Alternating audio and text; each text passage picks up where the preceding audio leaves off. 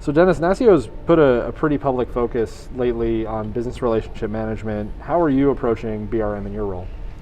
Well, from the start, that's been a big part of my focus in New Hampshire was really, being able to have those relationships in place so that when when you need to get stuff done, the right things happen by virtue of those relationships, whether it's with our leadership inside the agencies or with our strategic vendor partners. All of that matters, and especially in a large project where you really have to have all of that going on to have the most success, and that's what we keep doing, and keep trying to move the bar upward, up and to the right on that from wherever we are in the particular situation to improve it incrementally. What's the hardest part about doing that? I mean, business relationship management, you can have so much in the air, so much that you have to think about at a given time. What's the hardest thing to deal with? Well, everybody's an individual, so you can't have a canned approach to that, right? If agency leadership, every agency leader, for example, has a different way of viewing IT, a different way of a different set of things that's important to them. So you have to tailor your approach. And the same thing with our strategic vendor partners. They, how well they're able to relate to us and do the things we want, which is really to understand us and support our business requirements. That varies. So I think you have to tailor everything, and so there's no one way to do it. So one of the other things that we saw as a part of the State CIO survey this year is an increasing, use and focus on low-code and no-code across the community and in IT shops across the board. What are you seeing there in New Hampshire, and what are you seeing, sort of, again, across that general community? Well, in New Hampshire, especially during COVID, low-code, no-code really delivered the goods, and we were fortunate to have, before that we had an innovation thing going on where we were implementing some platforms, and we're kind of in the early stages, just getting rolling, and then feeling comfortable with ourselves, and then COVID hit, so we were ready to rock, really, and it was very fortunate, and so I believe it really delivered the goods for New Hampshire and the country during the pandemic in terms of the things we needed immediately, and we got them almost immediately as well. We didn't do it in as disciplined a fashion as I would otherwise, but it still delivered the goods. What are some of the ways that you used it, some examples of how low-code, no-code changed the game? Well, we have, let's stand up a grants management program for CARES Act, and now we're using the same thing for ARPA funding. We just did that really, really fast, in days, not months. And then we low-code, no-code in combination with Agile. So you're doing incremental development and moving forward, so delivering usable stuff quickly and then improving it over time versus waiting for it to be perfect before you implement.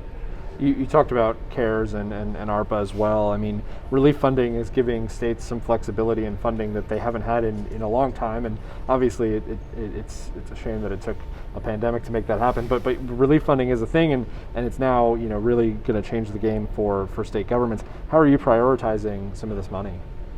Well, we're looking at it in a couple areas. That the accessing the money still has, even CARES Act was pretty restrictive if you followed the Treasury guidance, and ARPA is much less so, but still has some fairly tight guidelines. Initially, we were tapping some of the budget shortfall monies, but that's pretty much gone in New Hampshire because we really didn't have as bad of shortfalls as we expected. But the negative effects of COVID area is pretty broad everywhere, and so that's where we're focusing on justification for projects and being, trying to be focused on citizen service or delivery of services with, associated with that. So aligning that, the leveraging of those funds with our citizen service mission and a digital government mission in some cases. But one thing I'm really proud of that we did, we were in the first tranche of ARPA funding in New Hampshire, and we did it to improve our infrastructure, the non-exciting stuff. And I think I mentioned that before, that having that stuff that's just the core of how you succeed be something that gets focused on early. I think that was really smart, and I'm really pleased that we're doing that. Now we can go outside of that and leverage that the core stuff to do even more. What did that modernization enable you to do? I mean, for maybe the public outside of the state IT community, maybe modernization isn't as fun as it is for us, but we get really excited about it. So, what were some of the things you were able to do? Well, we're working on it now, but the network modernization is going to position us to deliver more, services more flexibly in a more secure way that protects their data. So, so we'll have the ability to scale. We do it in a more secure way, in a more flexible way, in a way that leverages the scant resources we have in state government better, more effectively. So that's, but it's really directly focused on the core of our ability to deliver service to the folks that we serve. And to sort of wrap it all up, you talk about digital government, especially after the onset of the pandemic. Digital government was increasingly a top focus for folks and is more important now than ever. What are you working on when it comes to digital services? How are you sort of trying to revamp and restructure the way you deliver services to the resident in New Hampshire? Well, the biggest thing is a mindset. And the mindset, the change in, affecting the change in mindset from, my website is my website, my digital government assets are mine as an agency, to, that ownership really is a citizen ownership. And if you think of it that way, you approach it differently and you do a better job delivering the goods with, what I call digital government assets. And so that's really my biggest thing. I'm not, I used to be technical, I'm not anymore, but I do evangelize that concept to all the leaders in the state and anybody that'll listen, frankly, and then we make better decisions going forward on everything we do. So that's the core of it. And then of course you have to have a stable platform, a consistent platform that you can leverage that will scale. Again, we were fortunate in New Hampshire because we had working with the governor, we had created a program where we were we developed a platform, we funded it, and we it was ready when COVID hit, so that was perfect.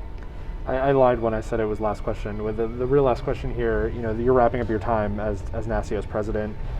In that last answer, you talked about how you used to be technical, now you're not. I mean, there's been this big shift in the role of a CIO as long as you and I have been attending conferences like this.